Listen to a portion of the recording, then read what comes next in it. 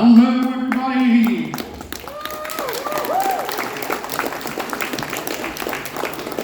Are we doing all right? Are we doing well? Are we keeping okay? Are we staying hydrated? Yes, we'll assume that's a yes. Yeah. Okay, brilliant. I'm very excited to do this panel. It is one that I've been looking forward to for quite some time now. I am a Sunbow kid. I grew up watching the Generation 1 cartoon, and to get to spend time talking with one of the not only writers but producers of the show is going to be very exciting. So please put your hands together for Mr. Michael Charles Hill.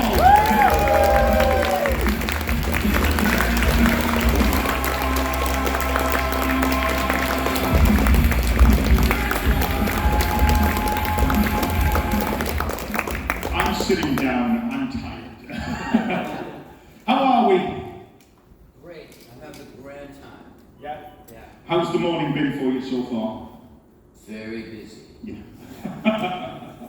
Okay, so Michael, I always start by asking people, before we start talking about Transformers and you getting into writing and things, what was your background?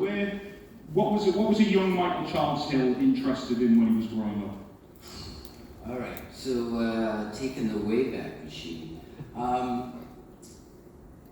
As a young child, I really didn't have any idea. In hindsight, what I later recognized was I always loved movies. And typically I would spend the weekend on a Saturday watching war movies, westerns, film noirs with my father. And on Sunday, musicals and comedies with my mother. And I watched everything.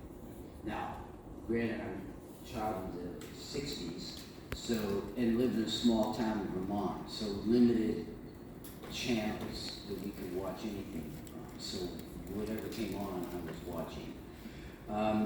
But it never occurred to me that it was a job that I could have. I didn't think that far ahead. And growing up in a small rural town, we didn't know anybody who even knew anyone who worked in the film business. So it wasn't until I was probably 19, and my girlfriend at the time and I would go see movies all the time, and afterwards go to a diner, have a cup of coffee, and we talk about the movie, and I would talk about specific scenes, and like, oh, that should have been a dolly shot, or the camera should have moved this way, or they should have cut the scene a little sooner. And after like a year of this, she said, maybe that's what you should be doing.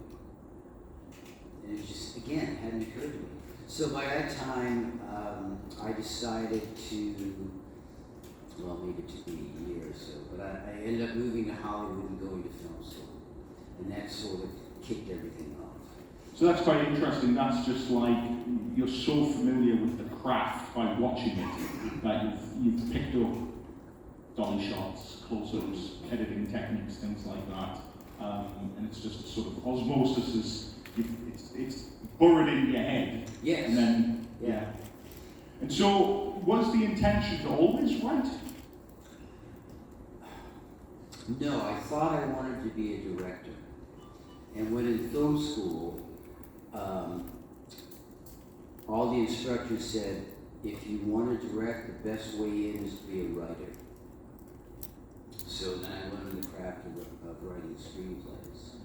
And so for the first few years in Hollywood, and after I met Flint Dille, because we were both at the same film school, that's all we were focused on, was writing a feature script that we could sell, that would open the door for us, and a nice payday as well, that could then open other doors and maybe the possibility of directing. Because I was really interested in the work of, more often than not, writer-directors than just directors.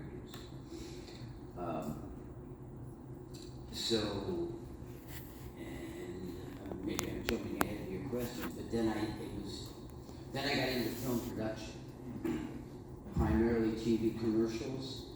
Started out working, as many people do, as the lowest person on the totem pole, a PA, production assistant.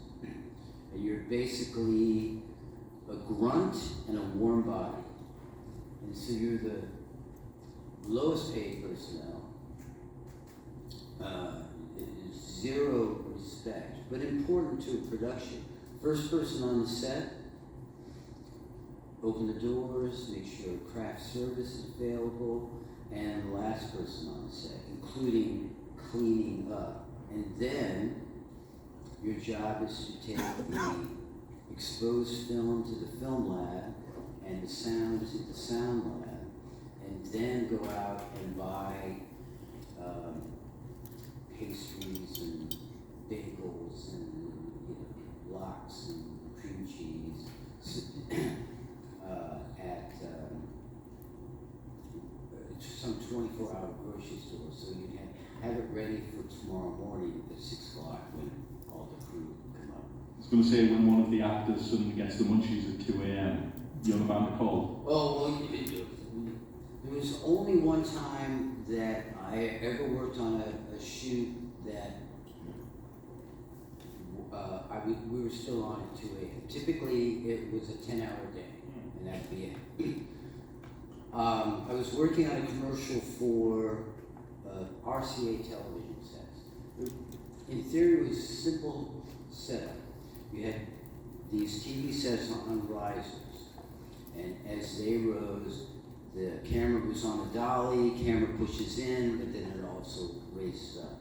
And for whatever reason, the director and the camera operator could not coordinate enough to get the right shots, and the advertising agency was going crazy. But the point of the story is, across the, from our studio, or soundstage, Steve Martin was making Dead Men Don't Wear Plaid. And their crew arrived the same time we did. And we watched their crew go home. And we watched their crew come back the next day. And we watched their crew go home again. So anyway, I sort of worked my way up the ladder from production assistant, production manager, to assistant director, to producer, and then sometimes I was copywriter on commercials. And then I stumbled into animation writing. Yeah. So you mentioned there that you sort of put the connection between writer-director, and so used writing as a way to get into potentially directing. So were you a fan of writing growing up? Did you write short stories, things like that? Was it? Not at all. No. I never knew that I had it in me. Okay. And I wasn't even a big reader then. Yeah. I probably wasn't until I turned 21. All of a sudden, I became a voracious reader, and I had a huge collection of modern first edition hardcovers that I cherish.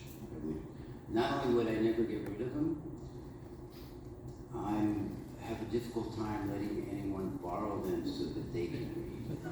Because they never come back in the same condition as they go out. Well, I feel I must ask then, favourite novel of all time? It's the easy questions are the ones that I like to give. I don't know about all time, but one that just knocked my socks off was Tim O'Brien's Going After Cacciato. It's a very surreal Vietnam War story. But, you know, I'm a huge fan of Hemingway and Fitzgerald, and the list just goes on and on and on. So, you mentioned obviously you were at university with Flint. Flint would go on to work, and did you and Flint sort of end up working at Marvel and Sunbow at the same time, or? Well, we never really worked for Marvel per se. Before Sunbow opened a West Coast office, Marvel was handling all of everything about the production of G.I. Joe and Transformers. But they weren't doing as many episodes as we ended up doing. So Marvel had their own Marvel employees who were these story editors. As soon as Sunbow hired Flint and hired myself and opened up the West Coast office, all that responsibility we took on. But Marvel still provided the storyboard artists, still provided the individual directors who were assigned to the episodes, and they still subcontract all the way to the animation studios. Gotcha. So let's just take it back just before we start talking about Transformers a little bit more in depth here. You mentioned obviously getting into animation. I would imagine, and correct me if I'm wrong, but your intention is to become a director, you know, movies, things like that. You go into animation. What's your initial thoughts when you start putting your toe into the animation pool? Maybe by that time I was disillusioned about becoming a director, but I still wanted to, you know, sell that great American screenplay. Yeah. You know, I aspired to be another John Milius or Robert Towne or Paul Schrader. And really, the animation thing was, we talked about it yesterday, Looney Tunes and probably Mighty Mouse were the things I remember that I enjoyed the most. But like any kid, that's how I spent my Saturday mornings, watching cartoons, you know, whatever channels, 3 channels that we got. And again, not anything I ever thought of as a career, and certainly not a career for myself. So it really came down to, Flint had this opportunity at Ruby Spears to write for Mr. T. He calls me up and says, how would you like to get paid for writing? And introduces me to the story editor of Dragon's Lair, and ended up writing for the 13. Decided that this was better pay than my day rate working in film, and I didn't have to get up at 4:30 in the morning to be on vacation. And so I decided I'm going to pursue this. And then immediately had to do the Hollywood hustle to all the animation studios in town, trying to find some freelance assignments, and that probably lasted less than a year before Sunbow hired. Did you find it difficult, sort of, making the transition to writing animation? A little bit, because the big difference between the two is when you're writing for live action, it can be detailed, but it's just a brief sort of overview of the scene. You never, ever, ever write in how the scene should be directed, like camera angles, and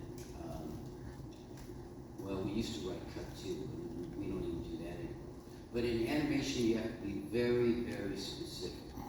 So, if you imagine when you're watching a TV screen, everything that you see happen within that frame, you have to write. So the character enters frame from off screen, you have to write that in. Or if something is coming, like Starscream is flying right towards the camera, you have to write that. Or flying away, you have to write that. And it really is beneficial to the storyboard artists because then they know what to draw. And of course, it snowballs from there. But you could never get away with doing anything like that in a live action script because basically you're telling the director what to do, and that does not fly. So basically, writing animation is akin to directing it yourself. It's just that somebody else is going to get the credit at the end. Exactly. So you worked for Filmation for a little bit, then obviously, as you say, you end up with Sunbow. I've got to ask, because I know you worked on G.I. Joe a little bit, Mm-hmm. and you know, similar concept to Transformers in that it's a boys' military, show. But this is giant robots from outer space. What was your initial take? Do you remember what you thought about Transformers when you first got this idea? I didn't get it at all. I just knew that this was a new hot property, and I wanted to be a part of it. I had the same sort of reaction to the Teenage Mutant Ninja Turtles, which, by the way, I could never say correctly. That was a big deal at the time, and I couldn't get a foot in the door with the studio that was doing that. But because I'd done the GoBots, which I still didn't really get, I thought, well, if they see I have GoBots on my resume, they'll think, oh, he can write for Transformers, which of course I had no idea what I was doing. But I thought, well, I can fake it. And so that's essentially what I did. And in case anybody wasn't here yesterday when we did the watch-along, not only did you write for GoBots, but the first script plot summary that you turned in for Transformers was a GoBots episode. It was, because the story editors had changed it so much after I turned in my final draft, in even the title, and I don't remember my original title. I don't remember what they changed it to. I decided, well, I'm just going to pitch that story idea again. And it came down to the fact that when you pitch stories to the story editor, typically they want a minimum of 3, sometimes it's 4 or 5. And what always happens to me is I'll be one short of the minimum that they want, and which is detailed. I know exactly the story I want to tell. I know how it begins, how it ends, what the scenes are going to be. In between, even though it's a one-page premise, I always end up submitting a story idea that's only half-baked, and that's the one they always take. So I really didn't think they'd be interested in the Gambler. I just wanted to fulfill my commitment to giving them the total number of premises that they wanted to see. So I was surprised that that's the one they picked. Yeah, and you joined the show on with season 2, and at that point you're still freelance in terms of the writing. So what was the submission process? Was it the case that you would speak to the producers on the show and they would say, we want an episode about Smokescreen, or would it be as free as just give us a plot synopsis? That's it. Yeah. The story editors would, it was a team, so 2 guys. I got the writer's Bible, which had a basic overview of the concept of the show, a list of all the characters with a brief bio, and sometimes sample dialogue. And I think they gave me the miniseries to watch, and they gave me maybe a couple of sample scripts that had already been produced, and a list of the other shows or scripts that were in production, so that I wouldn't come up with an idea that they had already bought. And the rest was up to us. There was no dictate on which characters to use or what kind of stories to write. Okay. And did you find ideas coming quite freely in terms of ideas for episodes, things like that? Or, was it a case of just throwing as many ideas at the wall and seeing what would stick? Yes, but especially for the first one, it was difficult because in addition to not quite really having a handle on what the Transformers was about, I didn't really come from a lover of science fiction background. So I think I struggled with it a little bit, but then I just decided not to think of it, as science fiction, even though it was the setting that it sort of takes place in. And I sort of allowed myself to be influenced by you know, the few, because I never read science fiction novels growing up, but, you know, I'd seen Star Wars, and I saw some of the classic, you know, like Forbidden Planet. So I'm sure I was influenced by a lot of visual references I had in my head from the films that I've seen. And so you do several episodes during season 2.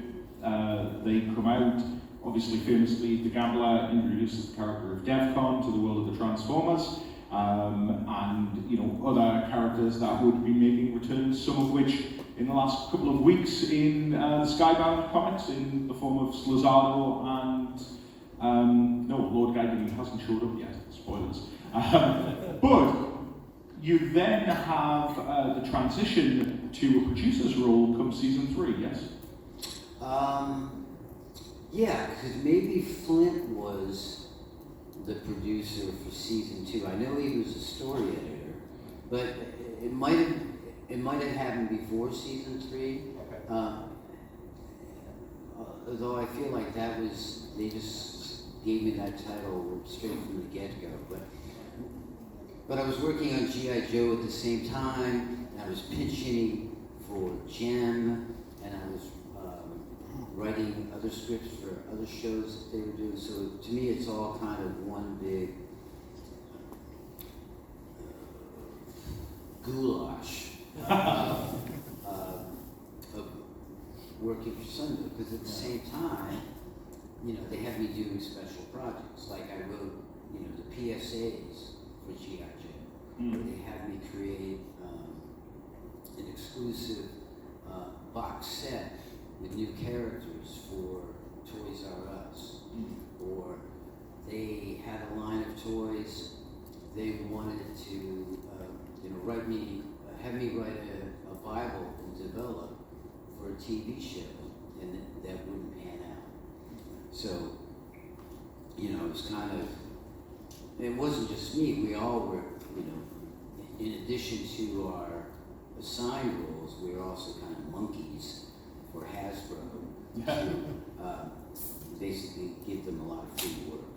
And one of the jobs that you had, which I imagine must have been fascinating, was you were behind the glass during a lot of the recording sessions for the voice actors. All of them. All of them? Yeah. Wow. And that was the responsibility of being producer. Yeah. Which I didn't have the luxury, because I was just a freelance writer, but I didn't have that luxury for my first episode, and we would have never had Lord Geiken. Did that take place in the recording sessions then, did it? Yeah. Okay. I guess Wally just decided that was how you pronounce the name. Oh, And sorry, the pronunciation yeah, of the name, and nobody, you know, was there to correct it. Yeah. So when you're backstage, I mean, you know, the recording sessions for a lot of the Sunbow cartoons are legendary in terms of the amount of work that Wally would put his actors through to get the take that he wanted. How was it being next to Wally when he was in the being beginning, demanding? in the beginning, he was very intimidating, and I felt like I was viewed as an interloper. It's like, wow, I don't need this guy here. I don't need this kid here. You know, I was 30. Wally, I think, had at least 20 years on me. But it turns out, under that gruff exterior, Wally's a sweetheart. So at some point, we broke the ice, and I was more comfortable with him, he was more comfortable with me, so we could talk about how the scene should be played or how the character should be delivering the line. And I mean, I would never tell him how to direct, but for the longest time, unless it was something really egregious happening with the line delivery, I kept my mouth shut because he was the captain of the ship. And he was very dedicated to preparing himself for working with the actors. And there was no way I was going to do it, and certainly no way he would allow me to do it, to direct him on how to direct the actors. So would that have been before the actors come in, you and Wally would sit down and go through the script, and that's where you would make changes? No, Wally would do it by himself. I would show up the morning of, sit behind Wally, and the only time, well, whenever I had to rewrite something, it's just when a line wasn't working, and if it wasn't conveying the right message that needed to be, or it was just a mouthful and the actor kept stumbling, and so Wally would say, well, is there any way we can make this simple?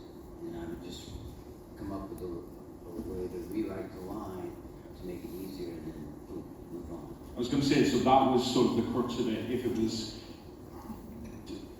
difficult for an actor to get the performance through, and I suppose that's a testament to Wally in the sense that he's able to identify that this bit of dialogue isn't going to work within the context of the voice that's saying it, things like that.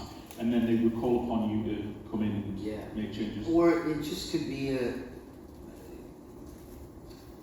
for lack of a better way to put it, it's just a stupid line that there was a better one waiting to be written down that nobody saw, and we go, oh, we got a better idea for a line for this.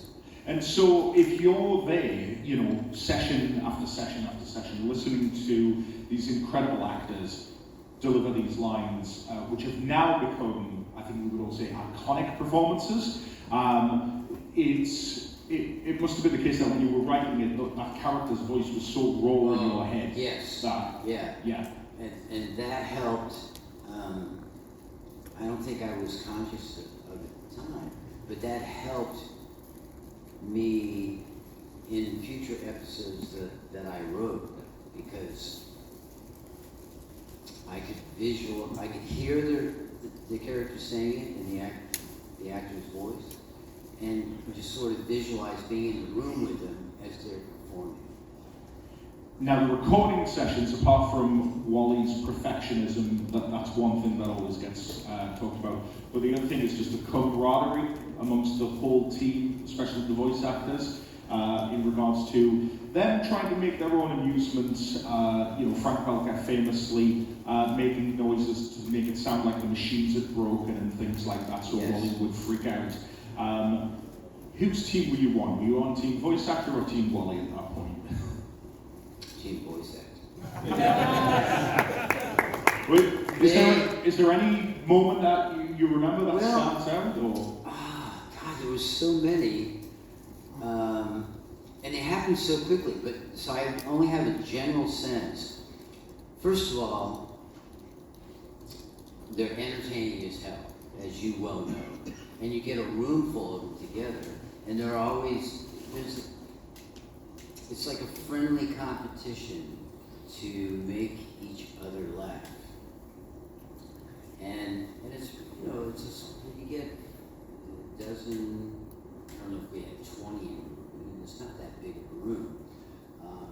But even before going into the recording booth, while waiting for Wally to show up or Wally to just be ready for it, there was a small green room where they're all hanging out and talking about the audition they had yesterday, or talking about an anecdote of something that happened on set 20 years ago. Because a lot of these actors were also on-screen actors. Yeah. And Greg mentioned it the other day, sitting across from Catman Struthers, and I thought it was a guitar, but Greg said it was a ukulele. But either way, just sitting across from him, our knees are touching, and he's just playing guitar and singing songs. It's like, I would always think, I never would imagine as a kid that these people that I used to see only on my television set, I'm sitting not just in the same room with them, but right next to them. And Hank Garrett played a character on G.I. Joe. And I first became consciously of Hank Garrett in a movie called 3 Days of the Condor. Has anybody seen that? He was the mailman that killed all the people in the building, and he was terrified. And there was this big fight in Faye Dunaway's apartment with him. So when I come up the stairs and go to the green room, and he's sitting there, I was like, oh my God, that's the killer mailman. And then I'm listening to him tell stories, and I realized, well, he's not anything like that character. And it turns out his career started in wrestling, and he was known as the Minnesota Farm Boy. And it was just delightful to listen to his stories. It's so good, like, as you say, being a student of film and television and things like that, that you'd see somebody and just be like, oh, I'm a little starstruck here, I don't know what to do. Yeah. Yeah. People have talked about, Scatman's famous ukulele sessions and stuff like that. It must have been such a wonderful experience.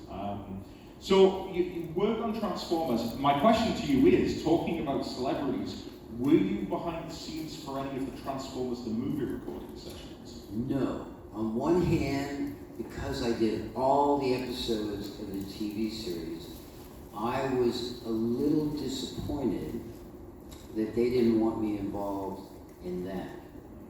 But then I realized, because of the star-studded cast, and in particular Orson Welles, they all wanted to be there for that.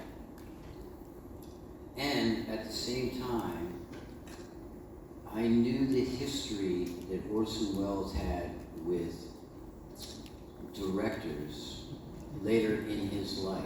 And I'd heard the tapes. And I knew that I did not want to be the person to tell Orson Welles that he was going to be playing a planet, because he looked like a planet himself. I remember having a conversation with Greg several years ago, and we were talking about recording for Transformers the movie, and he said that when they were in Wally Burr's studio, they were all staring out of a window on the second floor, looking out as the limousine pulled up, and out of the limousine came Orson Welles' wheelchair. And then 20 minutes later, in a separate limousine, Orson Welles showed up. I'm just sat there thinking to myself, that's Hollywood. That is star power right there, yeah. It's probably for the best that you ducked out that day. So you work on Transformers, and then there was one other thing that you were talking to me about at breakfast, which I couldn't believe, I didn't realize at the time. After Transformers, you worked at Mirage Comics. Yes. Yeah. Does anybody know what Mirage Comics is? Yeah. It was a little comic book called, what's it called? You said it was difficult to pronounce. Yeah. Teenage Mutants. Yeah. So it was Eastman and Laird, Yes. Who famously created the Turtles. Yes. How did that happen?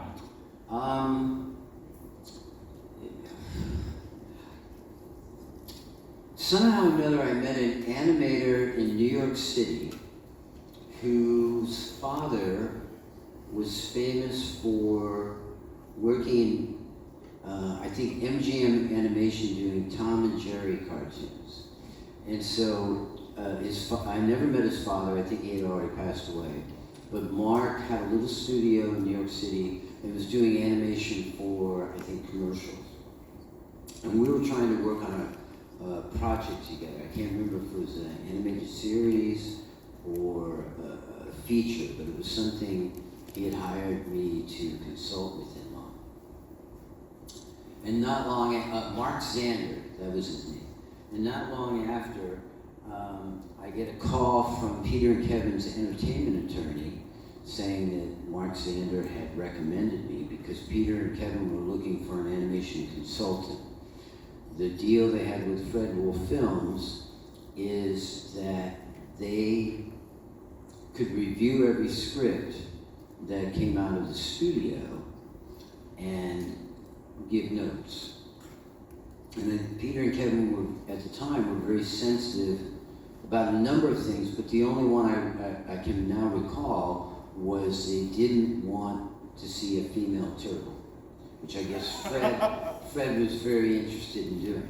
Yeah. Because part of Fred's deal was he got 20% of the licensing revenue, because all the licensing was based on the character designs that Fred Wolf Studios did, not what Peter and Kevin did.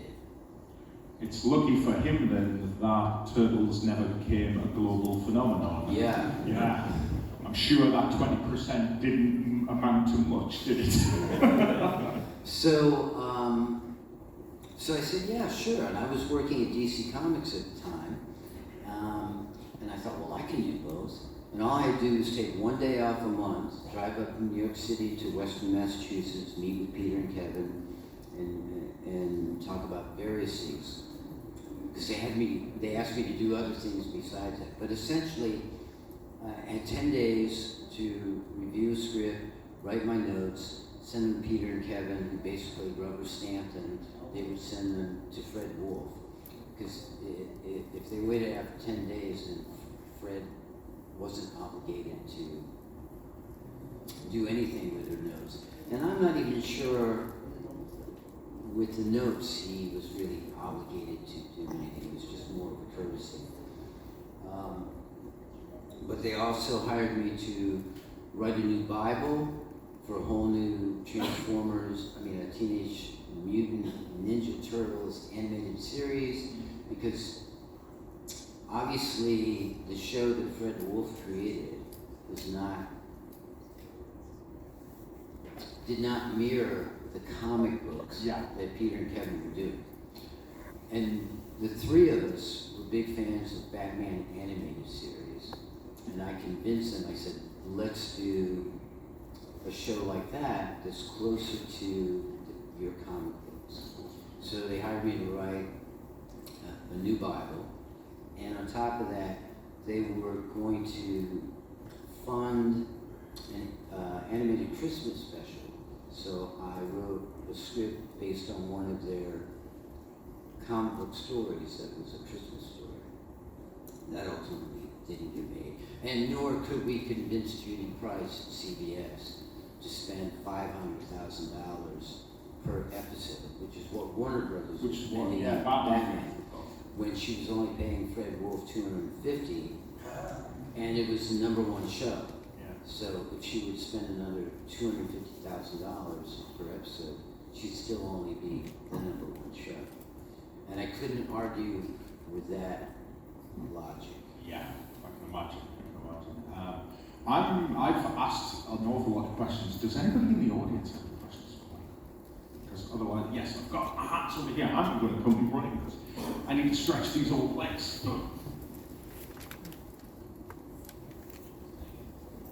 Hi again, Michael. You talked about how you had carte blanche to come up with episodes that you wanted. But if I remember rightly, your name appears on The Return of Optimus Prime, Part 2. Yes. So that one, famously, everyone, I know Flint will argue who killed Optimus or not, but you basically get to bring him back under 5 seconds. I got lucky.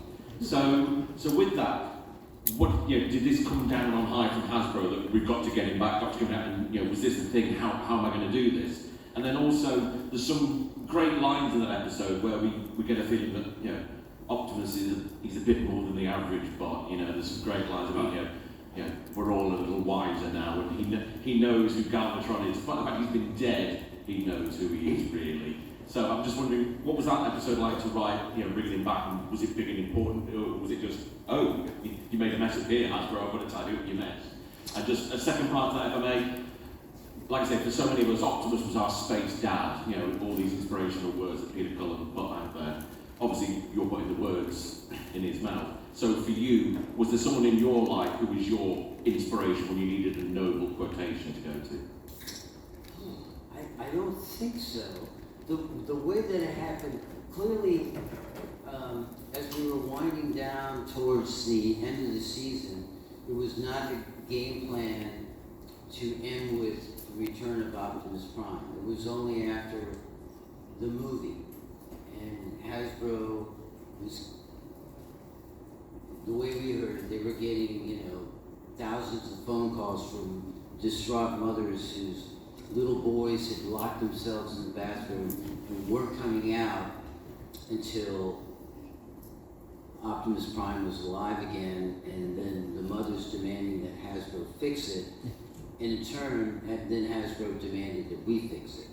Even though they were fine with killing off Optimus Prime because it was an opportunity to introduce a whole new line of toys, which what the show was all about in the first place is selling toys. So it was kind of a pivot at the end. Now, a couple of things at play. In addition to my contract as a producer, I have a separate contract that guaranteed me a minimum number of writing assignments per year. And it was designed to be pay or play. And so, because I was just too damn busy to write the minimum number of scripts I was guaranteed, they'd have to pay me for not writing, which every writer loves. So at the last minute, when they realized we were getting close to the end, and they owed me, I don't know, maybe 3 scripts. Carol Weitzman, who was a VP in the New York office, showed up one day and said, "Oh, by the way, you're going to write a Gem episode." And I said, "I'm the boys' toy guy. I can't write that." And well, it doesn't matter because we're not going to pay you to not write. So I came up with a story. I'm going to come back around to Optimus Prime. So I came up with a story that I thought Hasbro would absolutely hate, and it turned out they loved it. And then I find out that it's every Gem fan's favorite episode because it makes every Gem fan cry. So the same thing happened with the Return of Optimus Prime. Marv, I think maybe by this time Marv was story editor for the last few episodes. So Marv came up with this story, but he and his writing partner only wrote the first part, and it was decided that I would write the second part. So Marv had done more work on the first part in terms of the outline with the detail.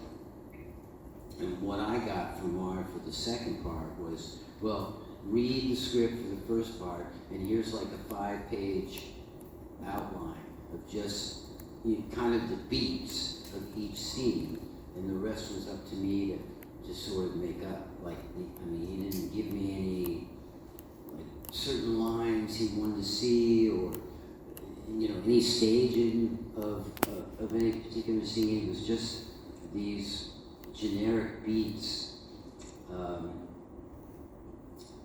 that would finish off the story. So I had to come up with all the shading and the coloring and dialogue and just everything else to tell the story. Now, did that answer your question, or did I leave something out? Okay. We've just got one over. Michael? I'm over here. No? Right in front of you. Hello. Yeah, just go on here. Just wanted to say, it's been really interesting watching both this past day and the one you did yesterday. Just wondering, if you were given the chance, would you like to write another Transformers series? Would I write for Transformers again? Yeah. Oh, in a heartbeat. When I first moved back to LA in 2009, the first people I went to see was Hasbro, thinking that would be an easy way in, and that from my point of view, the kids who were running the show would have had to have grown up on what we did and would be appreciative of what I would be able to offer, and they could care less. And I was also a little disappointed that when the first live action film came out, that nobody had bothered to contact any of us who worked on Transformers and for Sunbow, if only to be in the writer's room and help them develop something. But I got over it. Right, over here again. Hello, Michael? No? No, go. Right, I'm here. Hi Michael, we spoke briefly outside with the comparison between the Scottish weather and Vermont weather, you may recall. My question is more about the fact that you quickly skipped from saying you were in Vermont and then you were in Los Angeles. How did you convince yourself and your family you were leaving Vermont to go to Los Angeles? It was not exactly a 5-minute drive. You're talking about the transition from Vermont to LA? Well, it started with when I got out of high school in Vermont. My father was worked for an insurance company and was being transferred to Southern California. And I just saw that as an opportunity to go with him, because for about 6 months, 10 years earlier, we had lived in Southern California, and I remember really liking it. So I just felt like growing up in a small town, it would be a great opportunity. Plus at the time, the college system, the state college system in California was very inexpensive. So saw that as another opportunity to take advantage of in California. But then I find myself kept going back to Vermont and then coming back to LA. Did I get all of your question? Okay. I think we've got time for just one more. I think, yeah, we've got one just at the back there. I can't see because of the stage lights. Hello? Okay. Mr. Charles, this is not going to be a serious question, but I must know, what is your favorite dinosaur? What's your favorite dinosaur? I don't have a favorite dinosaur. I was one of those kids who was never into dinosaurs. As a kid then, what were you into? Apart from movies, which we've already talked about. Muscle cars. So what's your favorite muscle car? Oh man, when I was a kid, Ford GT40, but that's more of a supercar. A street car, I was really impressed with the 57 Chevy Bel Airs when I was like 5 and 6 years old. So that's an interesting one to springboard off then, before we wrap this up. So you're a fan of cars. Yes. You write a show where a bunch of the cats, yeah, you see where I'm going with this, where a bunch of the cats turn into cars. So, did you use smokescreen in The Gambler just because it was a cool looking car? I did. And at the time, I owned a Porsche, but jazz didn't work for me in that episode for some reason. And that's the only reason I can think of. Plus, I think, was smokescreen based on a Datsun 240Z? I don't know anything about cars, but people are nodding, yeah. It was, okay. So, I was a big fan of what was then called IMSA Racing. And Paul Newman was getting into race car driving, and he raced a Datsun 240C 240Z in the same colors as Smokescreen. There's a little bit of trivia for the wiki. Well, that's brilliant. Michael, thank you so much for this. It's flown over. We will be back tomorrow morning. If you are interested in the Return of Optimus Prime Part 2, we're going to be sitting and watching it and talking over it tomorrow to dive in a little bit more. Thank you all. Give Michael a big round of applause. And we will be back very shortly with our next